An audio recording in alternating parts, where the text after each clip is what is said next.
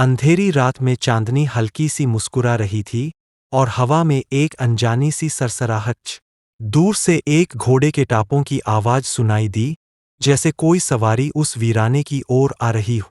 रास्ते में एक विशाल बरगद का पेड़ खड़ा था, जिसके नीचे कोई बैठा हुआ था।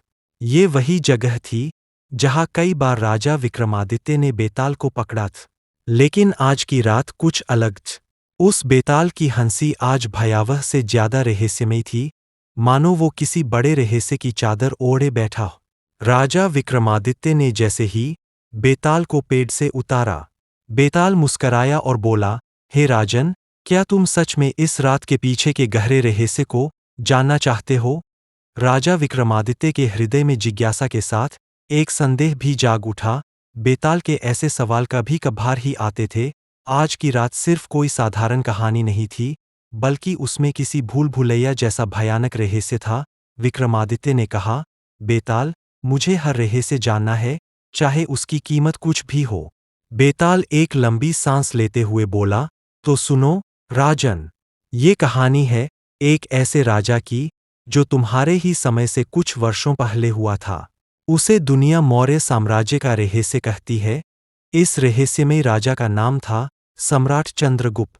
सम्राट चंद्रगुप्त और रहस्यमयी गुहाएं। सम्राट चंद्रगुप्त, जिन्होंने भारत को एक विशाल साम्राज्य में तब्दील किया था, उनके समय में कई ऐसी बातें हुई थीं जो आज भी इतिहास के पन्नों में दबा रहस्य है। एक बार उन्हें किसी साधु ने आशीर्वाद दिया था कि उनका राज्य शाश्वत रहेगा। साधु ने कहा था कि तेरा राज्य बस भूमि पर ही नहीं रहेगा, परंतु धरती के भीतर भी ऐसी गुप्त सुरंगें बनेंगी जहां से शत्रु कभी तेरा साम्राज्य भेद नहीं पाएगा। कहते हैं कि चंद्रगुप्त ने इस भविष्यवाणी को गंभीरता से लिया। उन्होंने अज्ञात स्थानों पर गुप्त गुफाओं और सुरंगों का निर्माण करवाया था। इन सुरंगों का कोई सामान्य सैनिक भी नहीं जानता था।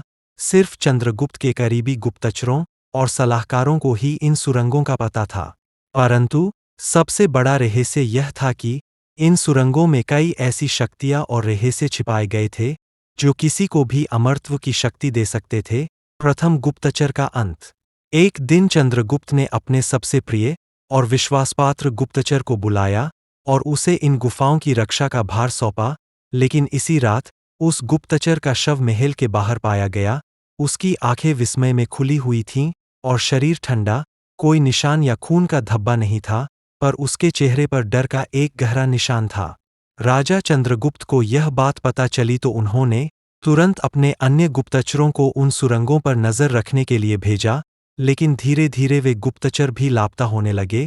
अब चंद्रगुप्त को यह समझ में आ गया था कि इन सुरंगों में कुछ ऐसा है जो उनके साम्राज्य के लिए घातक हो सकता है। परंतु वे खुद इस रहस्य को जानने से नहीं रोक सके और गुफाओं में खुद प्रवेश करने का निश्चय किया।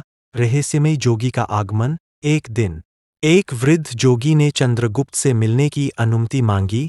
उसका चेहरा इतना शांत और स्थिर था कि जैसे वो समय की हर कहानी जानता हो।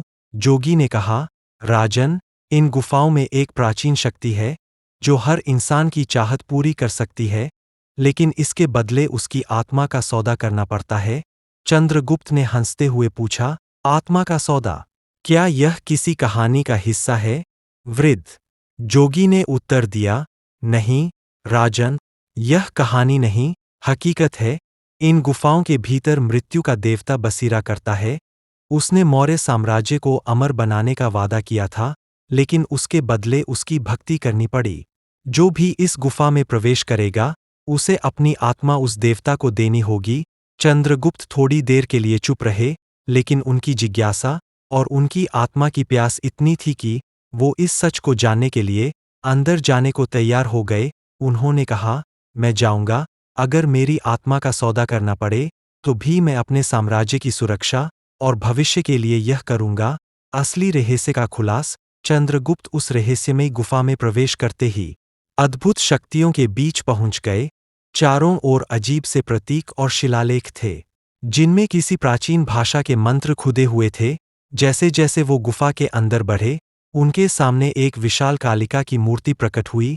मूर्ति के सामने एक उज्ज्वल प्रकाश था और उसकी छाया में एक अजीब सा प्रतिबिंब था जो दिखता तो मानो सजीव हो, लेकिन फिर अचानक से विलुप्त हो जाता था। चंद्रगुप्त ने जैसे ही उस मूर्ति के सामने घुटनों पर बैठकर प्रणाम किया, उसे एक भयानक आवाज सुनाई दी, हे राजन, तुमने इतनी कठिन यात्रा की है, और मैं तुम्हारी चाहत पूरी करूंगा, परंतु इस शक्ति का मूल्य तुम अपने परिवार की आने वाली पीढ़ियों के सुख को खोकर चुकाओगे। चंद्रगुप्त ठिठक गए, लेकिन उनके मन में साम्राज्य की शक्ति और अमरत्व पाने का जुनून था। उन्होंने उसकी बात मान ली। उस दिन से उनका राज्य और भी शक्तिशाली हो गया, परंतु हर पीढ़ी में एक रहस्यमय शाप का साया मौर्य वंश पर मंडराता रहा। विक्रमादित्य का रहस्य और बेताल का खुलासा। राजा विक्रमादित्य, जो उस समय की पूरी कहानी सुन चुके थे, उन्होंने बेताल से प्रश्न किया, बेताल, यदि यह सब सच है तो मौर्य साम्राज्य का अंत क्यों हुआ? और क्या वाकई में उस रहस्यमय मूर्ति की शक्ति का कोई प्रमाण है? बेताल की रहस्यमय हंसी गूंज उठी, हे राजन, मौर्य साम्राज्य का अंत इसलिए हुआ क्योंकि अमरत्व का सौदा करने वाले ने खुद की आत्मा को अंधकार में बेच दिया था। यह सत्य है कि हर चीज का मूल्य होता है। चंद्रगुप्त के बाद उनके वंशजों में कभी भी वैसा ही तेज और पराक्रम नहीं रहा। उनकी शक्ति घटती चली गई और अंततः उनका साम्राज्य भी समाप्त हो गया। विक्रमादित्य के चेहरे पर एक रहस्यमय मुस्कान थी। उन्होंने पूछा, बेताल, क्या वो गुफाएं आज भी अस्तित्व में है? क्या आज भी कोई उस मूर्ति की शक्ति को प्राप्त कर सकता है? बेताल फिर से हंसा और बोला, हो सकता है, राजन, लेकिन एक बात याद रखना, जो भी इस रहस्य को समझने जाएगा, उसे वही कीमत चुकानी पड़ेगी जो चंद्रगुप्त ने चुकाई थी। इस गुफा के रहस्य की लालसा में वो अपनी आत्मा खो देगा, और जो कभी इस शक्ति को पाने की कोशिश करेगा, उसका अंत अंधकार में होगा। विक्रमादित्य ने गहरी सांस ली। उनकी जिज्ञासा और भी बढ़ चुकी थी, लेकिन एक अजीब सा भय भी उनके मन में बैठ चुका था। अंतिम रहस्य का पर्दाफाश। जैसे ही विक्रमादित्य ने बेताल को वापस पेड़ पर लटका दिया, बेताल ने अचानक से मुस्कुराते हुए कहा, राजन, क्या तुम जानते हो कि यह कहानी सिर्फ चंद्रगुप्त तक सीमित नहीं है? आने वाली पीढ़ियां भी इस रहस्य को जानने का प्रयत्न करेगी। कोई न कोई इस शक्ति को पाने के लिए अपनी आत्मा को अर्पित करेगा, और यह सिलसिला युगों तक चलता रहेगा। विक्रमादित्य की आंखों में संकल्प और संदेह का संगम था। वो जानते थे कि ये सिर्फ एक कहानी नहीं थी, बल्कि एक चेतावनी थी, लेकिन क्या वो उस चेतावनी को समझने में सक्षम थे? क्या वो इस रहस्य को खोलने की लालसा पर काबू पा सकेंगे, या उनके भीतर का योद्धा उन्हें भी उसी गुफा की ओर ले जाएगा, जहां सम्राट चंद्रगुप्त ने अपनी आत्मा को अंधकार के हवाले किया था? रात का अंधेरा घना हो चुका था, और विक्रमादित्य ने बेताल को वापस पेड़ पर लटका दिया। वो घोड़े पर सवार होकर महल की ओर लौटे, लेकिन उनका मन अब शांत नहीं था। हर कदम पर चंद्रगुप्त के रहस्य, कालिका की मूर्ति और उस गुप्त सुरंग का ख्याल उनके मन में गूंज रहा था। आखिर क्या कोई ऐसा स्थान वास्तव में था जहां अमरत्व की शक्ति का रहस्य छुपा था?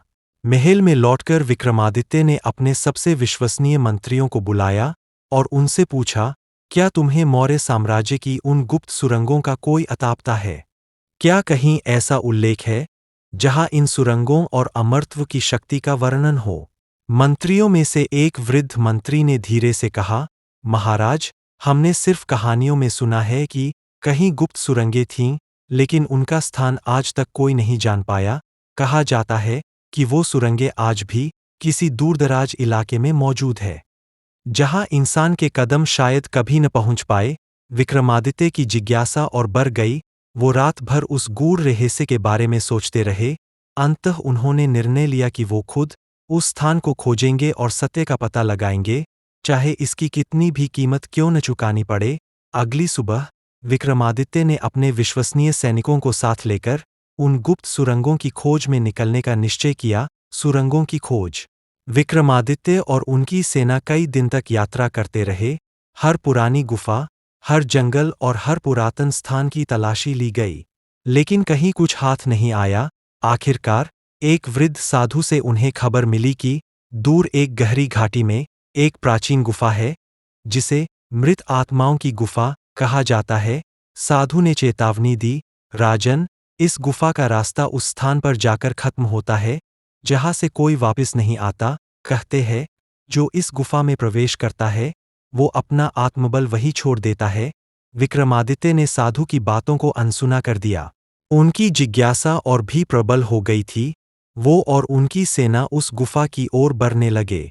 कई दिनों की यात्रा के बाद वे उस रहस्यमयी गुफा के द्वार पर पहुंच गए।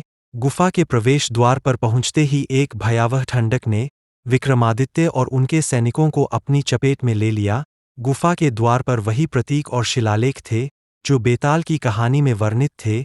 एक विचित्र सी शक्ति जैसे वहाँ हर किसी को अंदर खींच रही थी।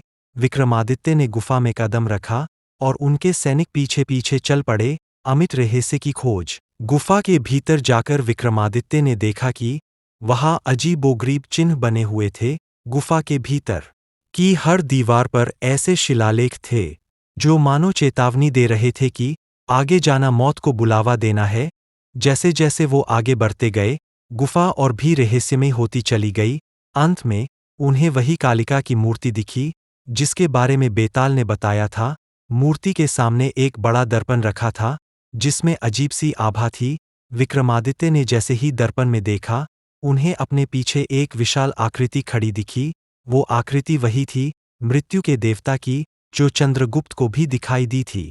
उसने धीमे धीमे कहा, राजन, तुम्हारी आत्मा में साहस और लालसा है, लेकिन क्या तुम ये जानते हो कि इस शक्ति की कीमत क्या है? विक्रमादित्य ने दृढ़ता से उत्तर दिया, यदि मेरे साम्राज्य की रक्षा और अमरत्व का रहस्य यहाँ छुपा है, तो मैं इसे जानना चाहता हूँ, चाहे इसकी कितनी भी कीमत क्यों न। देवता ने एक गहरी हंसी में कहा, अमरत्व कोई वरदान नहीं, बल्कि एक अभिशाप है। जो इसे पाने की लालसा करता है, वो अपनी आत्मा खो बैठता है। ये शक्ति तुम्हें शक्ति तो देगी, लेकिन हर वो चीज छीन लेगी जो तुम्हें प्रिय है। चंद्रगुप्त ने इसी शक्ति की लालसा में अपने परिवार की खुशियां खो दीं, और हर पीढ़ी में उसका साम्राज्य बर्बाद होता गया। विक्रमादित्य ठिठक गए। उनके भीतर का साहसी योद्धा अब भय से कांप उठा था। वो समझ गए कि इस शक्ति को पाने का मतलब था अपना सब कुछ खो देना। अचानक एक तेज रोशनी के साथ वो दृश्य बदल गया और उन्हें सिर्फ अंधेरा ही अंधेरा दिखने लगा। वापसी का मार्ग। विक्रमादित्य ने जैसे तैसे गुफा से बाहर का रास्ता खोजा और अपने सैनिकों के साथ महल लौटे। उनकी आंखों में भय और ज्ञान का संगम था। वो अब समझ चुके थे कि हर शक्ति का एक मूल्य होता है, और कई बार वो मूल्य इतना भारी होता है कि कोई भी इंसान उसे चुका नहीं सकता। महल पहुंचने पर विक्रमादित्य ने अपने मंत्रियों को गुप्त सुरंगों और अमरत्व की बात किसी को भी न बताने का आदेश दिया। वो समझ चुके थे कि ऐसे रहस्य को जानने की लालसा सिर्फ विनाश का मार्ग ही दिखाती है। कहानी का समापन। उस रात विक्रमादित्य अपने सिंहासन पर बैठे हुए सोच रहे थे कि कुछ रहस्य हमेशा गुप्त ही रहने चाहिए। अमरत्व की चाहना भी एक भ्रम है, और असल शक्ति जीवन को उसी रूप में स्वीकारना है जैसा वो है। वो समझ चुके थे कि बेताल की ये कहानी सिर्फ एक किस्सा नहीं थी, बल्कि एक सीख थी जो उन्हें जीवन में हर रहस्य के पीछे भागने से पहले सावधान करती है।